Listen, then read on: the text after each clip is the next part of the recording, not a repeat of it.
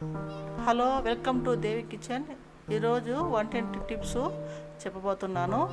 మన వంటింట్లో వంట చేసేటప్పుడు మనకు మసాలాలు సకాలంగా దొరకదు, అవి కొద్దిగా మిక్సీకి వేస్తే అది పొడవదు, వెంటనే వెతుక్కుంటూ ఉంటాము. అందువలన ఈ మాదిరి పొళ్ళు చేసి స్టోర్ చేసుకుంటే సులభంగా వంట చేసుకునేదానికి బాగుంటుంది, టేస్టీగా కూడా చేసుకోవచ్చు. మామూలుగా వంట చేసుకునేటప్పుడు మసాలాలు అనుకూలంగా లేని సతమత అవుతూ ఉంటాము. అందుకు ఈ మసాలాలో 15 రోజులకు వచ్చేట్టుగా తయారు చేసుకుంటాము. అది ఇప్పుడు చూద్దాం. ఇప్పుడు నేను ఈ మసాలాలన్నీ రెడీ చేసుకున్నాను 15 రోజులకు వచ్చేట్టుగా. అది ఎలా తయారు చేసుకోవాలో చూద్దాం. ముందుగా మెంతులు దోరగా వేయించుకొని దాన్ని నన్నగా పొడి చేసుకోవాలి.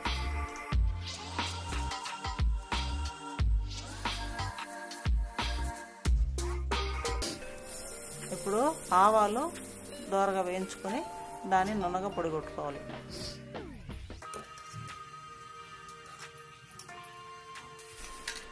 జీలకర్ర కూడా వేయించి పొడి కొట్టుకోవాలి.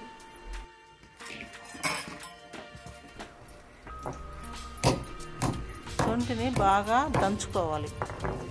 దంచిన తర్వాత బాణెట్లో కొద్దిగా ఉప్పు వేసి ఆ శొంఠి కూడా వేసి వేయించుకోవాలి.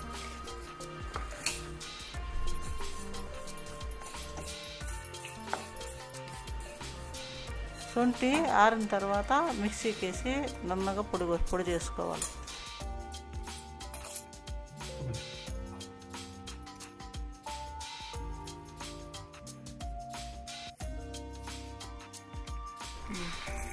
సోంపు వేయించకుండా మిక్సీకి వేసి కొంచెం గరుగ్గా పొడి కొట్టుకోవాలి.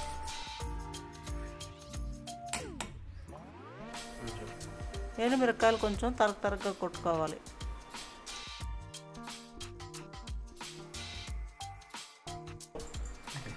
మిరియాలు కూడా వేయించిన అవసరం లేదు, అట్లే పొడి కొట్టుకోవాలి నన్నగా.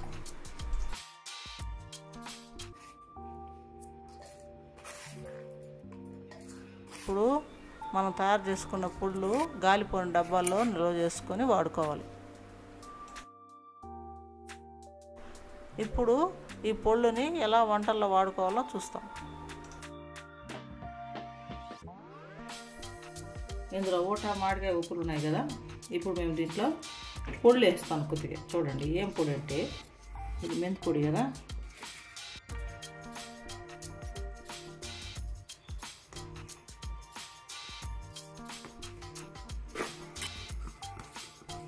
ఇది ఆవు పొడి,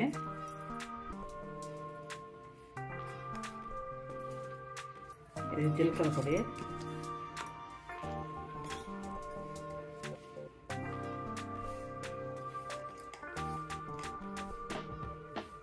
ఇట్లా వేసుకుంటాం. ఈ పొళ్ళు ఇలా ఇలా ఈ మాత్రం కుట్టి పెట్టుకుంటే ఇప్పుడు ఊరగాయకి ఈ పొళ్ళు వేసుకున్నాం అన్నమాట.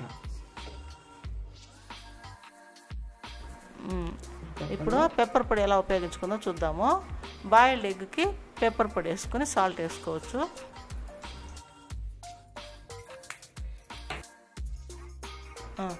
ఇప్పుడు మనము కుట్టి పెట్టుకున్న సొంటి పొడిని ఎలా ఉపయోగించుకోవాలంటే, ఒక గ్లాస్లో ఒక 1/2 స్పూన్ సొంటి పొడి వేసి అందులో మజ్జిగ వేసుకొని తాగితే అసిడిటీ ఉండదు. పొద్దున తాగాలి. ఆ విధంగా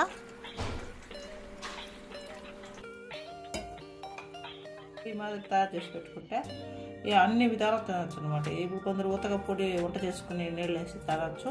ప్రతి మాదిరి వేసుకుంటే అసిడిటీ ఉండడానికి ఇది పనిచేస్తుంది.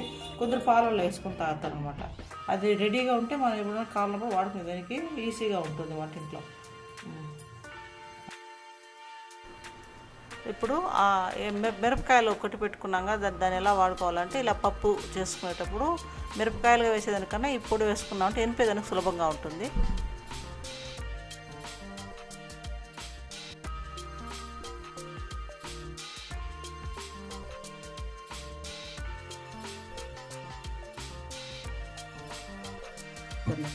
ఇది బీరకాయ పప్పు, బీరకాయ పప్పు అనమాట. ఇది తీగూర చేసుకుంటాము. దీనికి ఇప్పుడు సోంపుని ఏ విధంగా ఉపయోగించుకుంటాము చూపిస్తాను చూడండి. వడి వేసుకునేస్తే వేగిందే ఇందులో తెల్లవాయలు వేసుకుని వెలి చేసుకుంటాము. ఇప్పుడు ఇది సోంపు పొడి. మనం ఒక 1/2 స్పూను సోంపు పొడి, ఇది జీలకర్ర పొడి, ఒక 1/4 స్పూను జీలకర్ర పొడి వేసుకొని ఇప్పుడు దీన్ని ఈ బీరకాయ పప్పులో వేసుకోవాలి. ఇందులోనే కొత్తిమీర కరివేపాకు వేసుకోవాలి. ఇలా తీగూరలు చేసుకునేదానికి సోంపు పొడి బాగా ఉపయోగపడుతుంది అనమాట. అప్పటికప్పుడు మనము దాన్ని కొద్దిగా గింజలు పెట్టి దంచి వేసుకోలేము కనుక ఇలా సోంపు పొడిని రెడీ చేసి పెట్టుకుంటే, అదేవిధంగా జీలకర్ర పొడి కూడా తీగూరలకైనా సరే ఏ కూరలకైనా జీలకర్ర పొడి ఒక 1/4 స్పూను వేయించి పెట్టుకుని పొడి కొట్టుకుని దాన్ని 1/4 స్పూన్ వేసుకుని వాడుకుంటే మనకు అనుకూలంగానే ఉంటుంది, టేస్ట్గానే మంచి ఉంటుంది, హెల్త్కు మంచిది. అంతే, ఇది బీరకాయ పప్పు రెడీ అయింది. ఈ వీడియో మీకు ఉపయోగకరంగా ఉంటుంది అనుకుంటున్నాను. మీరు కమెంట్స్లో తెలియపరచండి.